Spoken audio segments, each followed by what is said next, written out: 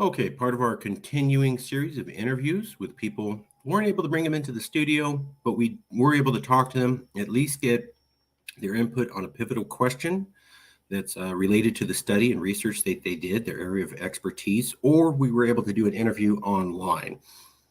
This is another online interview. With us today is Robert Y. Shapiro. He works at the Columbia University in the Department of Political Science. He's also an expert. The New Partisan Voter in 2009 in the Journal of Politics. He wrote that essay. And here's what he said. A new partisan voter. The American electorate today is different from that described in The American Voter. Both the 1950s era of ideologically innocent party voting and the subsequent period of partisan American de-alignment are over. Some political scientists began to describe the new American voter as a new partisan evolution occurred. What has not been fully appreciated in the 21st century history of voting studies is how partisanship returned in a form more ideological and more issue-based along liberal conservative lines than it had been in more than 30 years. This is visible in the strength of partisan voting, in the relationship between partisanship and ideology, and in the strength of the relationship of partisanship and self-reported liberal conservative ideology to the public's economic, social, racial, and religious attitudes and opinions. Not only has the public responded in a striking way to changes in politics and its context, but the current transformations has also appeared to be strikingly enduring and difficult to shake based upon survey evidence for this new partisan voter. So here's the article. He wrote this in 2009, 14 years ago. It was also the year after Obama was elected. Like I said, a lot of academics jumped into researching political partisanship during the presidency of Obama because they saw how poorly the Republicans and the Tea Party acted to him, and it scared them, and they jumped in. Things are worse than that period now. So I reached out to this professor. This is another old study. Hey, you were looking at partisanship in 2009. Robert Shapiro is a professor and former chair of the Department of Political Science at Columbia University, and he served as the acting director for Columbia's Institute for Social and Economic Research and Policy during 2008 to 2009. He's a fellow of the American Association for the Advancement of Science. He received a Distinguished Columbia Faculty Award in 2012 and 2010, and the Outstanding Achievement Award of the New York chapter of the American Association for Public Opinion Research. He specializes in American politics with research and teaching interest in public opinion policymaking, political leadership, and mass media. So I just read your research paper, New Partisan Voter, request for interview. And I talked to him. Oh, that's right. I talked to him over the phone. So these notes are a little jumbled, but I will explain. So we had a long phone conversation, and I was just furiously writing down notes because the guy immediately was interested in talking about it. Right? Got him on the phone, and he was like, sure, let's go right now. And he was just a wealth of information, really what I expect out of professors, that they give answers and they profess. Shapiro was awesome as a professor, I have to say. One of my favorite people to talk to in this entire series. Diverging perceptions between Republicans and Democrats have increased since 2009. So political polarization in the year 2023 is worse than when he wrote this paper in 2009. Things have gotten more divergent between the two parties. Things got further aflame during the Obama administration and the Bush administration, and partisan difference emerged over COVID-19. Those things were bad during Obama. They were bad during Bush. COVID really seemed to push partisan differences, is what he's saying, although it goes back to 2019, and things are definitely worse than they were in 2009. Along with issues regarding regulations, elections, and attitudes towards the 2020 elections, with both Democrats and Republicans splitting with what happened in the elections. That level of partisan conflict has increased on old and new issues and has diverged further. So now you have Democrats and Republicans saying, I don't know if that last election you had was fair. So the Democrats doubted Trump's election for 4 years, and now Republicans doubt Biden's election for 4 years. That's what he's saying. That's bad, and that's a sign of polarization. Some are more subtle, more partisan differences, but Republicans and Democrats both moving toward accepting LGBTQ people are synonymously using political polarization and partisan difference. So again, this is the question I keep bringing up. We have polls that show Americans on the left and the right agree in general directions on a few big issues. At the same time, polarization is happening. How can both be true? And so he's saying, yeah, we do see partisanship and conflict, and the parties have diverged further. But the fact that the Republicans and the Democrats are starting to fight less over about gay rights is a sign of commonality. Both are true at the same time. That's what he's saying in this one sentence, is like both are true at the same time. People need to look at the size of the number of people in the middle. The big question is, what is happening to the people in the middle? Are they splitting, the independent voters? The people in the middle are not as big as we once thought, as the main action is between the strong Dems and strong Republicans. I've asked that with a straight face, and me too. The partisan conflict occurring is the conflict between leaders of both parties and moved to the people and then reflected back to the politicians and then amplified by the media. So we were talking about how does partisanship happen? And it's the same thing a lot of professors have said. The news media wants advertisers. If they get advertisers, they make money. How do they get advertisers? By views. How do they get views? By having extreme stuff on.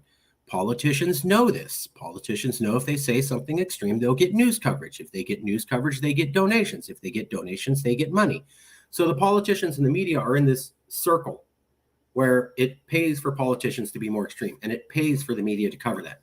Social media has the same dynamic with the politicians. The more extreme social media posts, the more clickbait it is, and the more extreme the politicians are, the more attention they get. So Trump won with social media, Obama won with social media, Bernie did very big with social media. So this professor saying there's this vicious cycle of the politicians, media, and mainstream media, social media, and mainstream media. In terms of making it go away, tinkering with the rules to make elections better hasn't really worked in the past. Some have said put conditions on the media and it might calm things down. This might reduce misinformation. As I've been saying, a lot of people after Marjorie Taylor Greene came out and said we need a national divorce because we can't get along, said, well, if we just regulate the media and the social media, this might calm things down and bring us together. It's an easy solution. But he's also saying tinkering with the past to make elections work hasn't really worked. But maybe if we regulate the media and social media, it might calm things down, something we've also heard from other professors. But for any change to occur, it has to occur at the level of political leaders. Partisan polarization on issues can increase, and we could also have peaceful debates increase too. Turned into a highly emotional political conflict between the two parties that are evenly matched for presidencies and therefore the Supreme Court. Elections are closer and had fights over the continuing counting of votes. We can't have disagreements, but emotionally things have gotten bad. It starts with political leaders and it ends with political leaders. This is played out with the debt ceiling issues. Partisan politics has turned highly emotional between the two parties. That's part of the problem. The other part of the problem is that the parties are evenly matched. So both parties have the chance to win the presidency and win the Supreme Court. So you have two equally large opponents, and they're becoming more emotionally upset with each other. So two equally large opponents, more emotionally upset with each other. That equals gridlock, because neither one is large enough to really dominate the other because they're the same size. And yet neither one is going to want to work with the other because they're so emotionally polarized. That's what he's saying. And it's hard to see how that gets better. Change has to occur at the level of political leaders. The professor laughed when I asked this. He did. Will this naturally solve itself? And he laughed. Which I think means no, it's not going to. So I go, will this issue of partisan polarization and emotional political conflict just naturally fix itself? And he laughed. That was his response, meaning no. The big sort is about people sorting themselves ideologically. Maybe people aren't consciously moving for politics. They might be moving for economics, but they are sorting. You have individuals living in cities and taking more liberal positions, and people in small towns are becoming more conservative, and they have located themselves geographically in ways that have enabled them to sort themselves politically. And this has had clear consequences, and it is an added feature of the partisan divide. So he admits the big sort is real, and he admits that you have people ideologically sorting themselves out across America.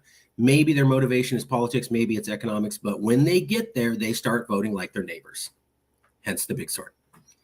And it is part of the problem of the divide, along with social media, and extreme politicians.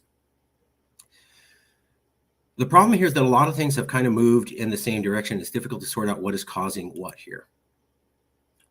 Political leadership started to shift in the 1960s and 1970s. The parties used to be more similar and more moderate than they are today.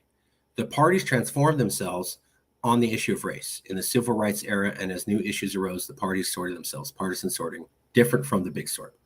The big sort is anti-phenomenal. The formation of cable news stations allowed them to make networks that were niche market and could focus on a specific narrow consumer, which encourages ideology since the 1990s. So he's saying political division goes back to the 1990s, and it was because of the introduction of cable news. We've heard that from a few other professors, that cable news got really big in the 90s, and it popularized polarization, specifically starting with the Bill Clinton trials on Monica Lewinsky. And he's saying that's when political division and the political polarization of America started. With the introduction of cable news, they were making it polarized going back to the 1990s. But the big sort is real, and it's part of the conditions, but really you need to go back to the 90s and cable news as the culprit. The sorting of people is actually very important in terms of political representations. Geographic sorting is important, and Republicans are better at sorting. Has there been an increase in hostility to party leaders to members of the other party and other party leaders going back to 1992? Absolutely right, and citing this period as when the effective partisanship increased. Republicans hated Bill Clinton. They hated George Bush, who won the Iraq War, losing his elections and his personal misbehavior. So what I was talking with him about is, are you saying that this political polarization goes back to the 90s? Not just recently, it goes all the way back, not just with social media in 2015, it goes back to the 90s. And he said yes, because you didn't used to have people hate the president so much. So when Clinton was elected, the Republicans really hated him to levels nobody had seen before. And when George W. Bush won the Iraq War, the Democrats hated him to levels never before seen before. And he's saying, you go back to the 90s and early 2000s, that was new. You didn't have one party say, we hate the other guy's person who's president. And then the other party did it right away. And when we look at Clinton and Bush, what we're seeing is, for the first time in American history, the opposition party says, we outright hate that guy. That's new. Goes back to the 90s, just like media. He is saying the big sort happened, and mainstream media and social media and extreme politicians are part of the problem. What I found interesting is that he's pointing out again, people say they have common opinions on some major issues on surveys, but we are clearly polarized when we look at social media, extreme politicians, and the big sort. Which one is the culprit? He says it's difficult to tell. We have a lot of things, and they've kind of all moved in the same direction. It's difficult to tell which one caused what, but they're definitely all working together. And polarization goes back to the 1990s. So that's what this professor says. And he wrote about the new partisan voter in 2009. And he's a very well-respected political science professor at one of the top universities in America. And he's saying, hey, I was there in 2009 and I saw it, and it's definitely worse now. And I think it goes back to the 1990s.